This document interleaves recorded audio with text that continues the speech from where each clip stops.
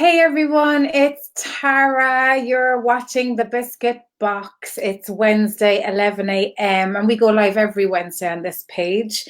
Um, I'm happy that you're here. If you're joining me live, say hi in the comments. And if you're watching the replay, say hi in the comments.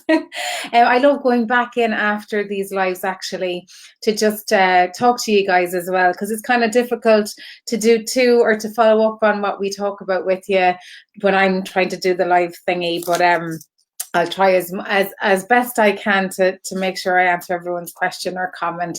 But definitely afterwards is a great opportunity to continue the conversation. So don't be shy, say hello. Before I go in to see who's with me this morning, I'll just wait for a few of you guys to hop in. And I might be talking to myself. How bad? I do that every day anyway. Do you do that? I so do. And isn't it great when you're happy chatting to yourself as well? So you'll never go lonely when you have you to chat to. That's the way I look at it anyway. But I wanted to just give the heads up to anybody that's watching that's in the Dublin area or surrounds that fancies an old cup of coffee or a tea, or, well, it's a bit early. Is it ever too early for wine or whiskey? No. I'm only messing. We're meeting. So a few of us are meeting tomorrow, Thursday, 25th, which is tomorrow. We're meeting in Dublin City Centre. Well, it's actually not city centre, it's just a little bit outside, in a cafe called Brother Hubbard South. And I'll leave the link to that meetup in the comments below. If you're around Dublin and you fancy hooking up with like-minded people, sitting around chatting about creativity or not, remember, this is Biscuit. There are no rules. And these meetups, we do them quite regularly, are super relaxed. There's no agenda. There's no, I have to do this or stand up and pitch or none of that crap. It's just getting us offline and sharing space and having a bit of crack, you have to have a bit of crack. So if you're around Dublin tomorrow, hop in and say hi. We're very, very friendly, and there's a good old bunch that turn up every time we meet, and it's great old fun. Taking you out of your comfort zone, perhaps, but sure, look at, feel the fear and do it anyway. And we're very, very friendly. So you're more than welcome to hop in. Okay, I'll leave the link to that cafe. 10:30 in the morning, actually, till usually 12:30. It's around a 2-hour thing by the time we all get in and start the chat fest, because it is an absolute chat fest once we get going. Okay, who's in with me this morning? Hey, Eileen, how's it going? Hey, Paul, how are you? Hey, Lynn, how's it going? Hey, Kerry, how's it going, Kerry? I hope your exhibition is going well, Kerry. Well done on that. Hey, Terry, how's it going? I can't see anyone else there now for some reason. Oh, hang on. Oh, hey, Miriam, how's it going? I gotcha. Sorry, Miriam, I missed you there. I hope you're all good. Okay, so today it's just me. I have no guest with me, unfortunately, this morning. I love having the guests on. It's great old crack. It's just me this morning, and I wanted to talk to you guys about something that has come up a lot in the last 8 weeks. Why particularly the last 8 weeks? Because I've been doing a lot of one-to-one sessions with clients, right? And these are hour-long sessions, and they're almost finished now. We're finishing them in July. Anyway, that's not the point. The point is something has come up a lot on each of these sessions, right? And it's something that I wanted to highlight as a discussion on the Biscuit Box. And that topic is waiting for the right time to do the thing that you really want to do. When is it the right time? How do you know when it's the right time? And I've learned this the hard way. And I've realized that really there is never a perfect time, because we'll always find excuses to put in front of that fearful thing, that thing that, that we really want, But fear and our protective human system will keep us in the safe space for fear of it's not going to work. What happens if it doesn't work? If the dream doesn't work, if I can't make it happen, if I'm not talented enough, or if I'm not smart enough, or if I don't know how to count well, what if I can't run this business that I dream of, or if I can't make money from my art?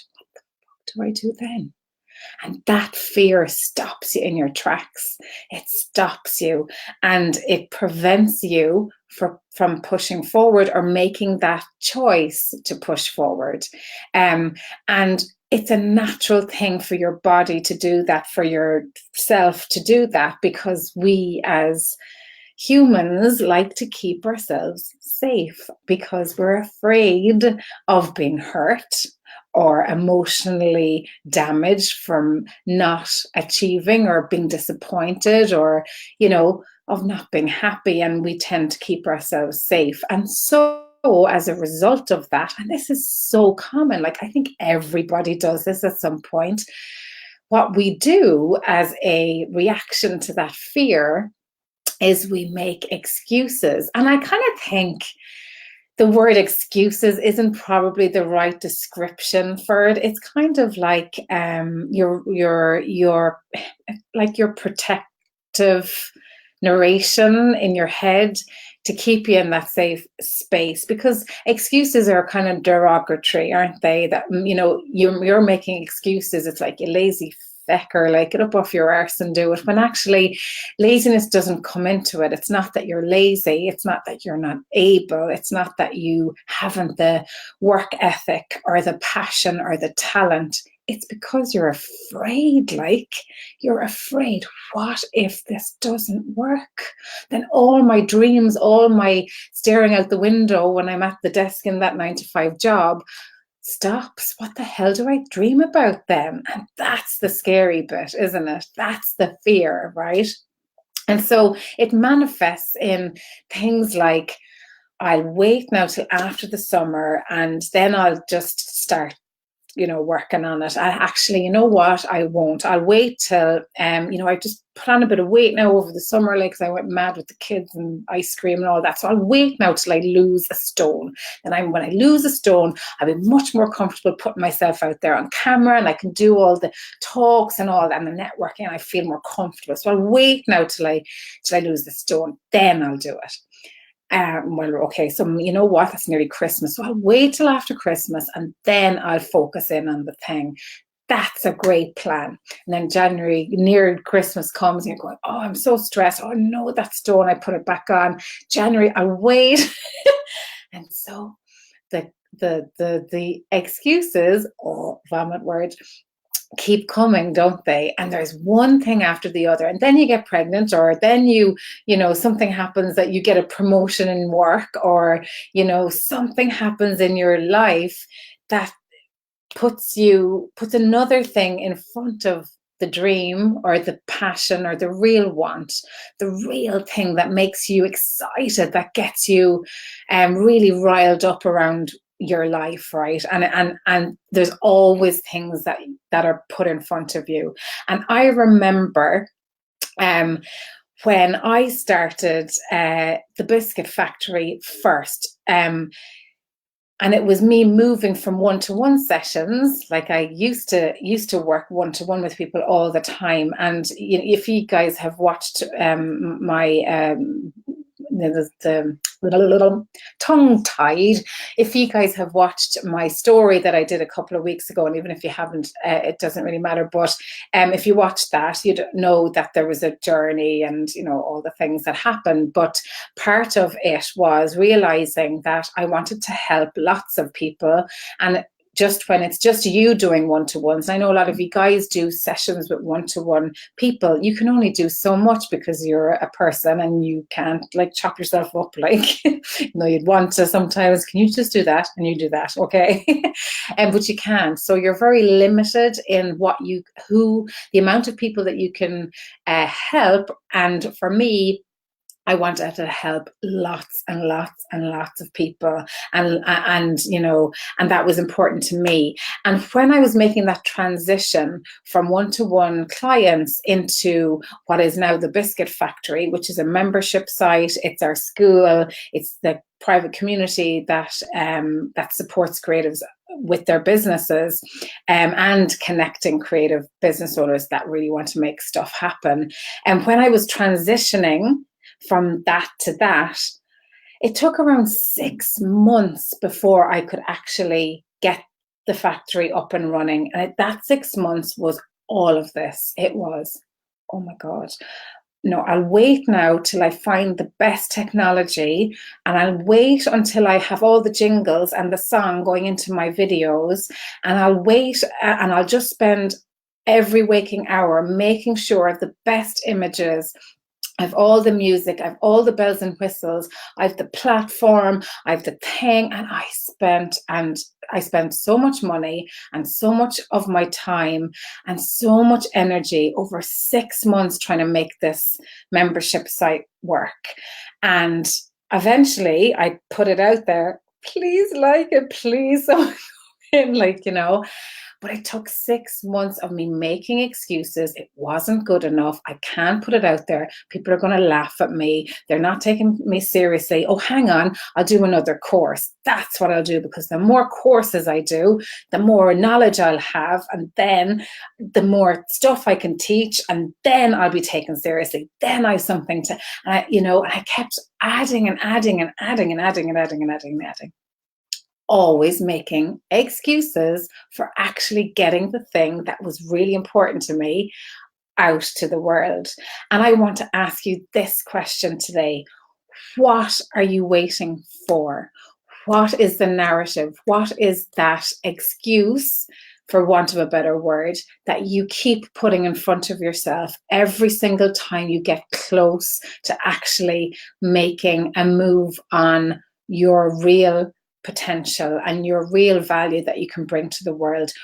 What is it? What's that thing?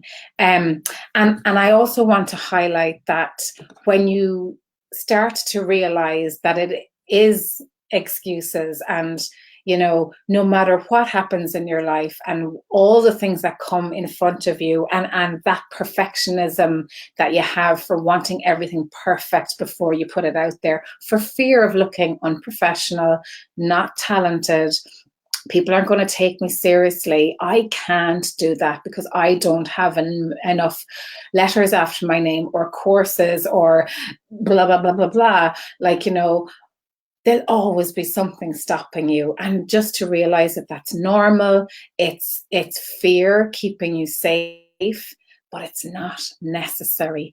And the one thing that I've learned from my 6 months of mentalness, of really struggling with trying to get that platform live and working, and at the end it was an amazing platform. It had forums, it had videos plugged in, it was blah, blah, blah, blah. And this is important, gang.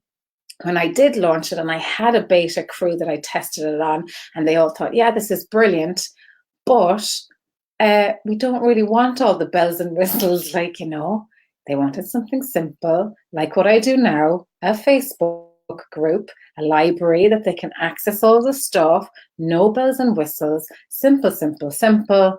And so I had to go back and go, oh my God. So I wasted 6 months developing something that I thought was perfect for the thing, when actually it's the basic value that you can bring to people. That's the important thing to get out there first. Validate it, make sure it's what people want, and then add on all the bells and whistles. Don't make the same mistake I did, spending all that energy and time researching, blah, blah, blah, when actually it's knowing the one minimal thing, the value that you can bring to your customer, that you can bring to your audience. No matter what you do, what is that thing that people will get most value from?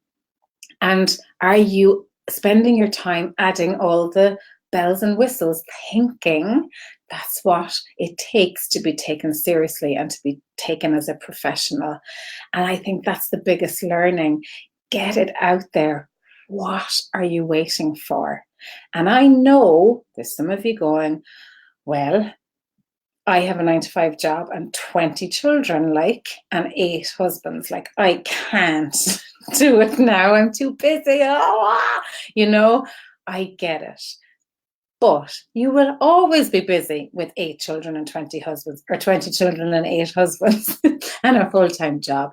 You will always be busy. No matter what you do, no matter where you are, no matter what your scenario is, you will always be busy. You have to decide to carve out 1 hour a week to do the one courageous thing to get you closer to the bigger thing. What is it? Is it setting up a Facebook page? Is it getting professional images taken? Is it one thing that takes 1 hour of planning a week? That's all it takes to move the dial closer to that passion, that dream that you have. It's not quitting all your jobs and this is what I'm working on. It's knowing the one thing that you need to focus on right now while you're managing the rest of your stuff, because everyone is managing the rest of their stuff while they're building something.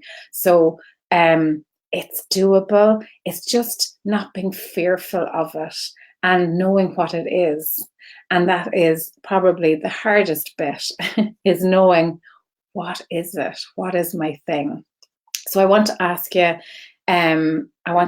you 2 questions. I know I asked you another question there, but I want to ask you 2 questions. What's the one courageous change you would love to make to be more true to you? What's the one courageous change? And what's the first action step to get you closer to that courageous change? So the courageous change could be something big. Like for me, it was taking my one-to-one business, my face-to-face business, onto an online platform and running a fucking tech company when I am so not technical and I break things all the time. Someone said this, I think it was Susan said this in a comment somewhere in the biscuit world I read. I need help with tech because I break things all the time, and I do too. I don't know, is it an energy thing, but I break things all the time as well. But yet I'm running an online business and everything I do is on tech, so that can't stop you. You just make it work. So what's the one courageous change you would love to make to get you closer to living your true life? And then when we break that down, what is the first action step? It doesn't have to be a big, huge action step. What is it? Is it educating yourself a little bit? Is it just recognizing that you want that courageous step? And what is it? Talking to someone about how or what that step is? Is that the step? What is it that you need to do to get closer to that courageous step? I'd love you to ask yourself that and look at the excuses that are coming in front of you all the time. Sorry, I'm going to go into the comments now. I didn't see the comments. Paul says, hey, Paul. Paul says, think we just try to justify to ourselves why it's not the right time. That's right. That's right. And it's a protective thing, Paul, isn't it? Definitely. Claire says, hi, Tara. I find it's not knowing. I bought a domain name. I'm just going to put this on the screen. Claire, sorry, Paul. I missed yours on the screen. I couldn't find the button thing. Hi, Tara. I find it's not knowing. I bought a domain name. I don't know how to fix the next step. That's what puts me off and I procrastinate. But what's the next step? Do you know what the next step is? That's a band, isn't it? The next step.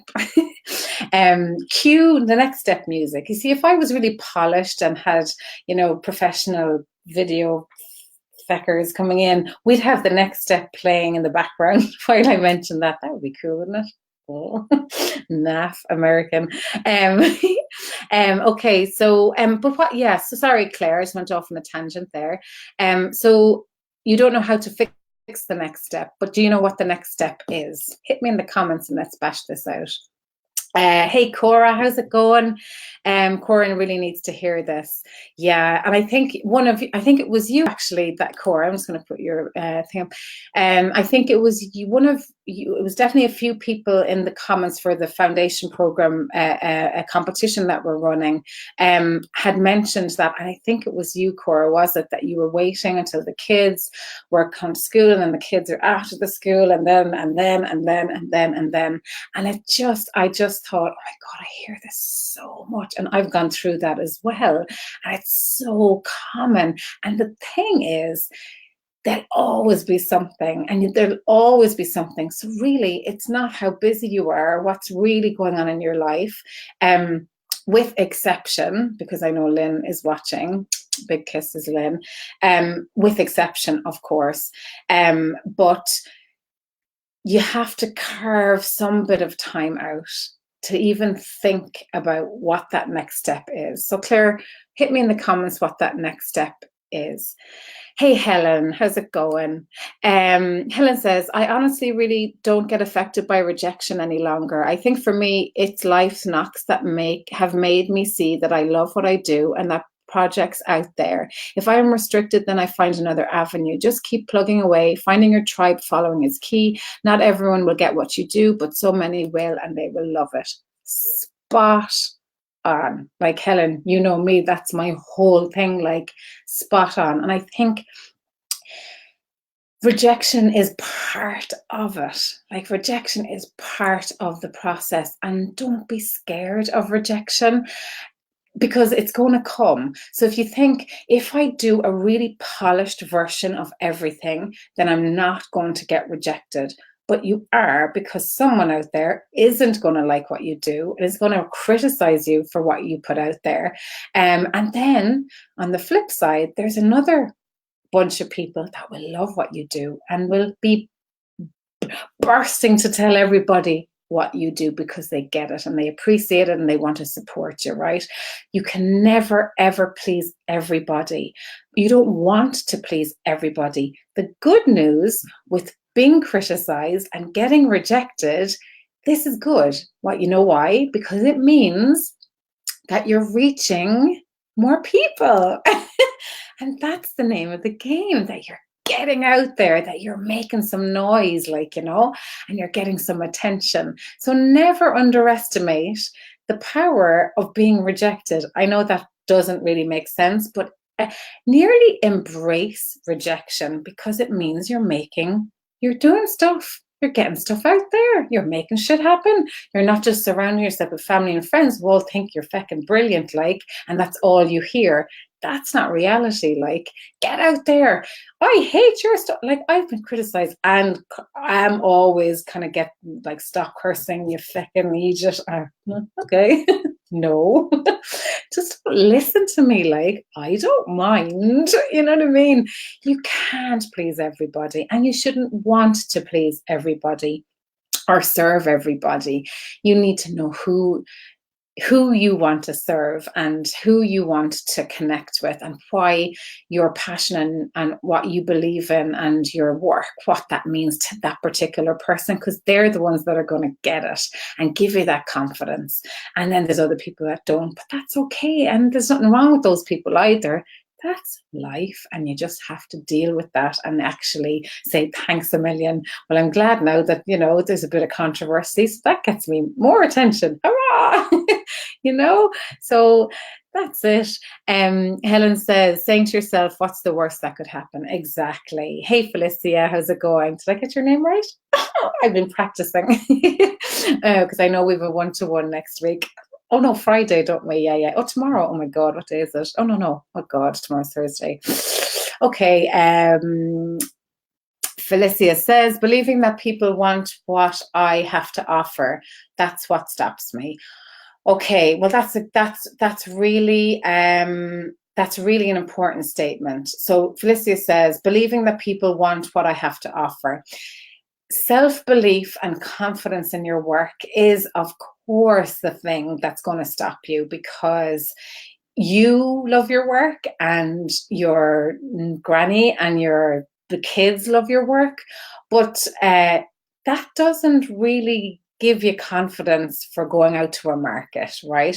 And that's why I always suggest, especially if you're starting out with a new product or a new service or a new angle in your work, you have to validate that there is a market for what you do, not your family and friends that are going to support you anyway, right? You really have to test and validate what you do and be selective of where you test what you do. And what I mean by that is, and I've seen this happen, is the type of work that you do and where you test it has to match. So, for example, Miriam, who's in the factory, that does that amazing paper.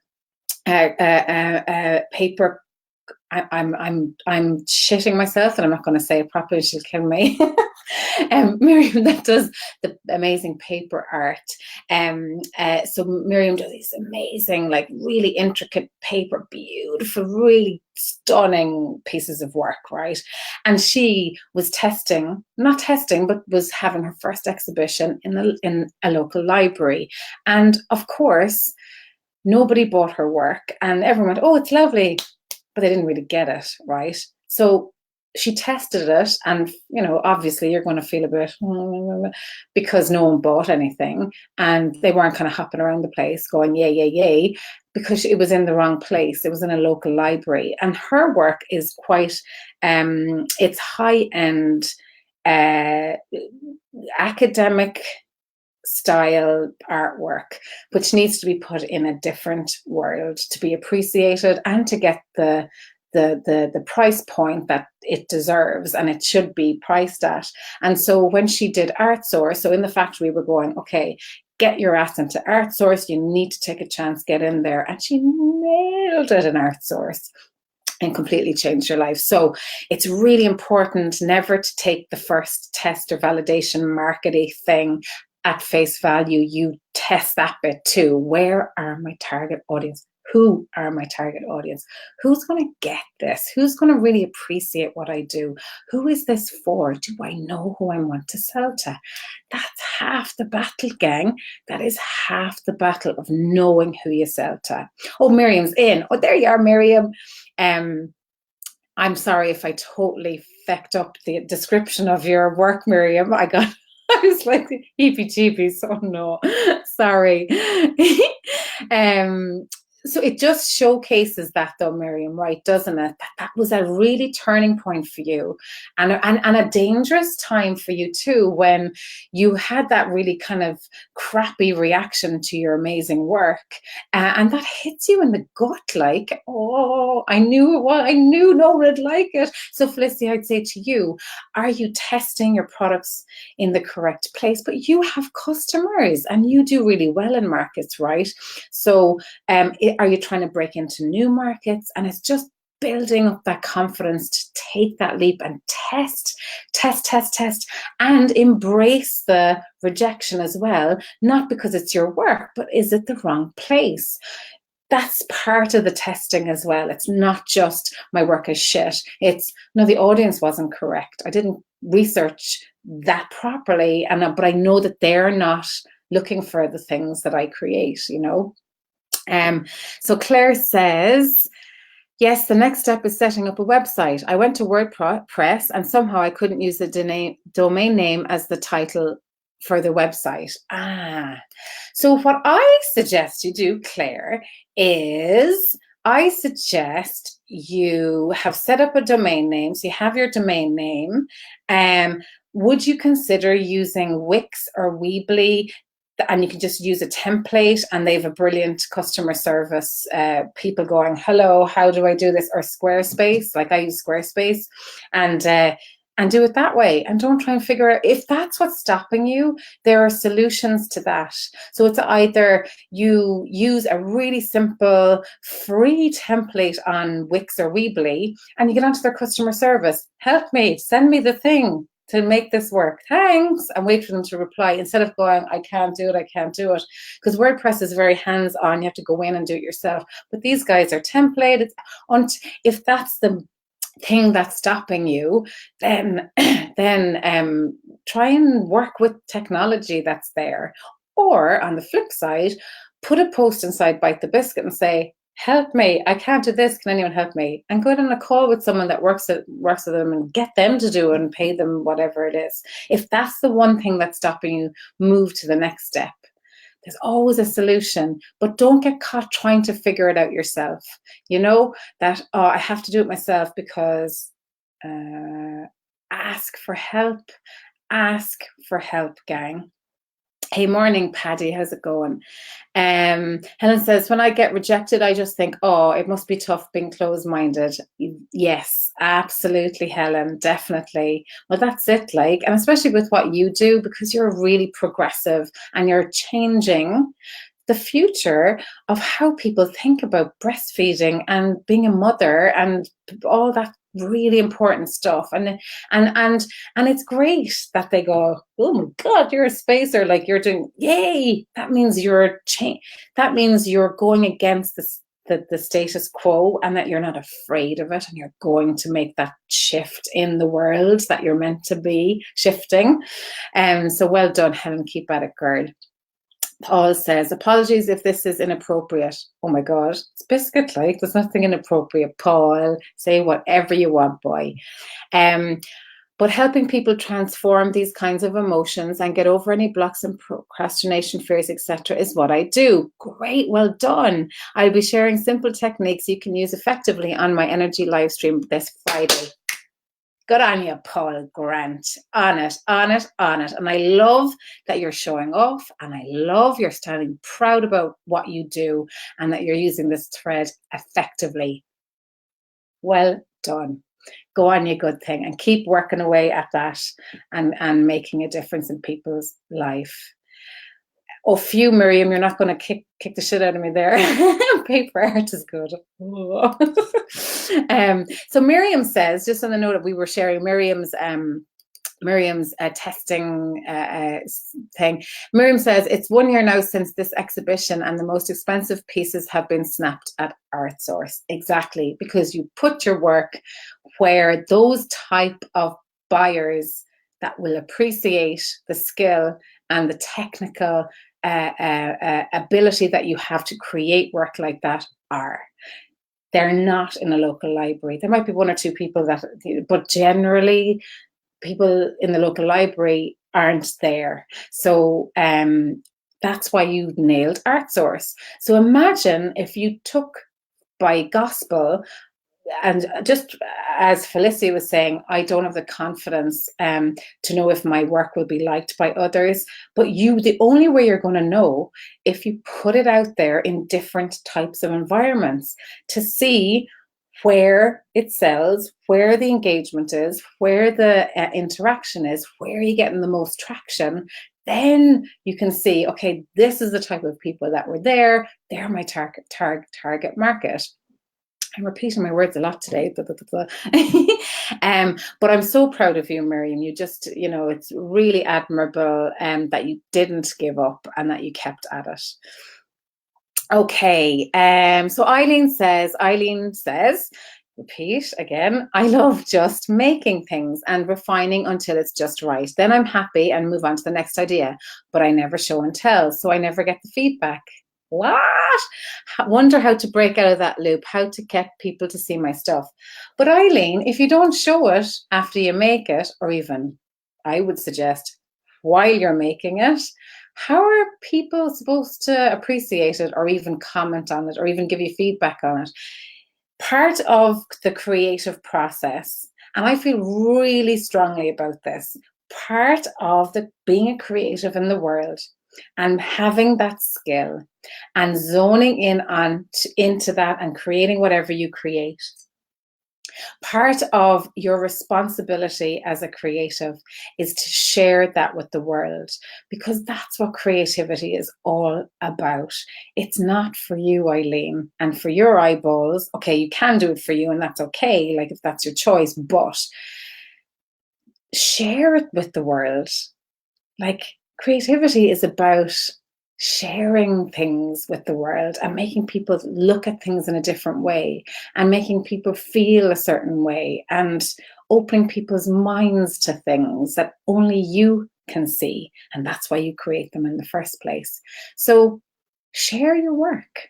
Even Eileen, just as an exercise, every Friday, go into Bite the Biscuit and share a piece of your work on Show Off Friday. And that's why we set up that in the first place, because every creative struggles with the showy off bit, because you're not supposed to show off, because you're a feckin' artist and you're supposed to just do it. Show it off. Get it out there. Be proud of what you create. Stand behind it. That's what creativity is all about. So there is a challenge, Eileen. Every Friday, post either you making your thing or the finished product. And get used to that and get used to seeing it up on a feed and seeing the reaction that you're getting to what you do as well. That's the very first step. So just like I asked you guys earlier, what's the one courageous change you want to make to get you closer to living the life that you want? So that's maybe for Eileen, is getting your work out there and selling your work. But what's the very first action step you need to take to get you closer to that? It's getting used to putting your work out there and not keeping it for yourself. And that's the first step. It's not creating a sales page or a website with a shop or blah, blah, blah, blah, blah. It's not. It's having the confidence to press publish and to see your work in a feed and wait for the reaction to it. That's the very first steps. There you go, Eileen. There's a challenge for you. Hey, Anya, how's it going, Anya? So Anya says, I started doing the design and feng shui consultancy work by word of mouth. I had a website, but now I see that I spent too much time on it in the beginning as it wasn't what I ended up doing. Clients wanted something different, something very simple and practical and faster, so not so polished. So now I do a lot of sketching on top of photos, not very Instagrammable, but clients see the value for them. Love what you said about value first, bells and whistles later. Absolutely. And isn't it the key to test stuff out when you're delivering something new to the market as well, is to test things out, just like we're saying validate and listen and learn from people that are talking to you and people that are giving you feedback on stuff. That is so important. And just like you thought you needed this and this and this, when actually people just wanted the scribbly picture with all the things and the arrows and that's what they wanted. So you give people what they want in how they want it presented to them. And that's the value of listening to your customers and adapting your product or service to them, to keep them happy and to make sense of it for them, So I'm delighted to hear that, Anya. Yeah, it makes perfect sense, doesn't it? And you save so much time and money as well when you don't do bells and whistles first. You do that afterwards, because you know what color and what type and texture the bells and whistles are needed after you've tested and validated and worked with clients. That comes afterwards, not before. I see so many people spending years building their websites, and that's the thing that's keeping them there, and they just the turmoil of it all, and then they figure out, actually I didn't need all of that stuff. So it's you're kind of wasting time as well. Helen says cognitive behavioral therapy is something I think us creatives thrive from, for figuring out what we need to do. Helps you see that it's them, not you, who is off. Yes, if someone isn't getting what you do, then it's on them. Absolutely. And it's not their buzz. And that's fair enough, because everyone's different, and everyone has their own filter and their own agenda and their own blah, blah, blah, blah, blah. But it doesn't necessarily reflect on your work. And that's what we tend to do. I'm shit. My work's crap. No one likes it. No, well, they don't, but that doesn't mean all of these people won't. Have you tried them yet? Felicia says, ArtSource was a changing point. It was amazing. Now testing classes. Great. Yes, you did ArtSource as well. Exactly. You got so much attention at ArtSource, Felicia. And testing classes. Great. We'll talk about that tomorrow, Friday. I keep thinking today's Thursday. And we'll talk about that in our one-to-one on Friday, Felicia. I'm looking forward to that. So Miriam says, I had the same issue getting linked domain and website. Then I called the customer help and they helped me set it. Yes. So Claire, never underestimate being a pain in the hole with customer service. With the few software thingies I use, they know me by my first name because I'm going, oh my God, how do I do this? Like, can you do it for me, please, please, please? And they go, no, but this is how you do it. You know, that's what they're there for, and they're happy to help you. So use customer service. They'll point you in the right direction. Okay, so that's the blurb. Thanks everyone for those comments. They've been great. I love reading the comments in the below here while I'm bantering away. I just think it's great to get different people's opinions on stuff, and I think for other people also to know that it's normal to feel that fear, and it's normal to have those excuses. And life does happen, and crap things happen in your life that you have to deal with and put things on hold. That's okay. And, you know, people get pregnant while they're building a big business. I'm talking about me. And that nearly killed my head. Like, how am I going to keep everything going with the new baby? Like, I have to stop everything. Everything has to stop. I can't do it. But sure, you figure out the minimal thing that you need to do to keep it all going. Or if you haven't got a business yet, what's the minimal thing that you need to keep your mind focused on that dream? Is it that hour where you think and you plan and you reach out and have a conversation once a week with somebody? What is it to keep you there? And put that into your calendar, have it in, schedule it in, like, you know, that you're brushing your teeth. Yeah, give yourself even 20 minutes or 10 minutes of writing in your notebook on the thing that you want to do. Like, and as you get, you know, manage your time, and as you grow into that 10 minutes will turn into 20 minutes, that'll turn into an hour, and then all of a sudden you'll be working on it 2 hours in the evening on a Friday, you know, and then stuff will happen. Like, but take it step by step and don't expect everything at once. It's knowing what that step is. It's knowing the next step and not trying to figure it out yourself. Ask for help. Okay, gang. I hope that helps. Happy Wednesday. I'm going to leave you with that. Happy Wednesday. And just to reiterate my 2 questions to you today. What's the one courageous change you would love to make to be more true to yourself? And what is the very, very first step that you need to take to get you closer to that courageous change? And that can be a lot of different things. That big, shiny, courageous, changey thing can be a lot of different things to people. But it's breaking it right back down to the very, very beginning. And what's the very first action step that you need to take? Okay, gang, any questions, hit me in the comments. Thanks so much for tuning in. It was lovely having the banter with you. And keep creative. And I'll talk to you next Wednesday. I haven't a clue what we're talking about or who might be on with me. Ooh, the excitement. But I'll see you next Wednesday at 11 on the Biscuit Box. Okay, gang, keep creative. Talk to you. Bye.